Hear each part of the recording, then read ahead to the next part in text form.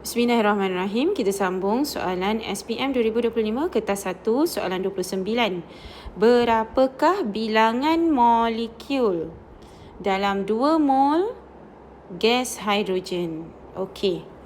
Bila nak jawab soalan ni, nombor 1, kita kena tahu gas hidrogen ni apa? Gas hidrogen H2 adalah molekul.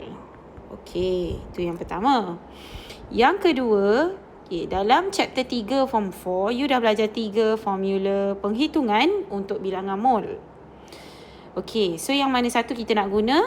Kalau pernah tengok segitiga ni, saya bukan pencipta segitiga ni Saya bagi tahu siap-siap, saya hanya menggunakannya. So siapa cikgu yang cipta ni, semoga besarlah pahala dia insya-Allah, sebab sebarkan ilmu ni kan inovasi dia. Okey, so kita hanya guna sahaja. Saya hanya guna sahaja.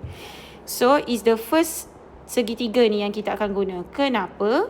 Sebab bilangan zarah ni melibatkan sama ada atom, molekul ataupun ion.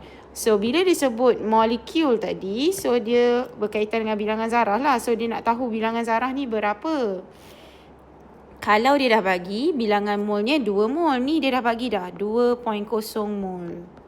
Pemalas Avogadro ni adalah nilai yang tetap, kan? 6.02 kali 10 kuasa 23 per mol ni. So macam mana nak kira? Nampak tak? Bilangan zarah ni is the one that you are looking for. So which is bilangan molekul lah essentially. Betul tak? Okay, macam mana nak dapat bilangan molekul? It is bilangan mol.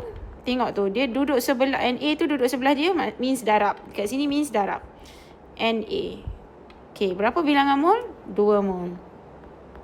Na 6.02 kali 10 kuasa 23 mol negatif 1.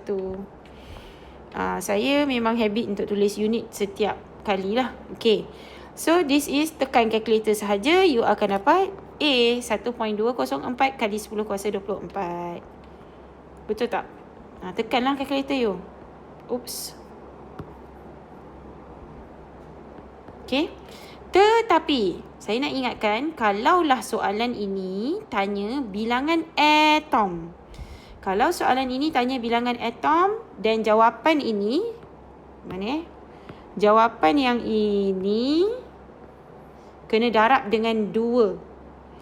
Sebab dalam satu molekul H2 ada 2 atom hidrogen. So kalau soalan tanya bilangan atom, then you kena darab dengan 2 lah. Okay, itu sahaja. Sekian, terima kasih. Bye.